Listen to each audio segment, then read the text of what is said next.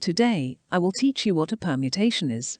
I will also teach you how to calculate the number of possible permutations. A permutation is an arrangement of elements in a set. Each permutation is a different ordering of the original set.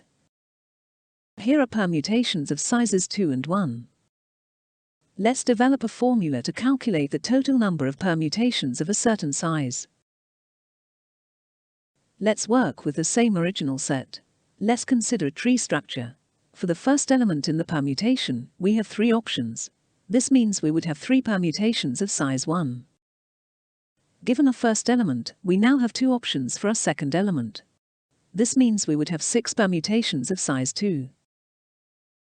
Given a second element, we now have 1 single option for our third element. If we multiply our options together, it is clear we have 6 permutations with 3 elements. If we want to permute k elements from a set with n elements, this is the formula. Let's look at our examples to understand why this works. Let's permute 1 element from a list of 3 elements. Plug in k, and then n, now solve. The result is 3 possible permutations. You will notice n factorial at the top results in the number of possible permutations for a subset of size n. The value of n minus k for the bottom factorial is used to cancel out n minus k options at the end of our n factorial calculation.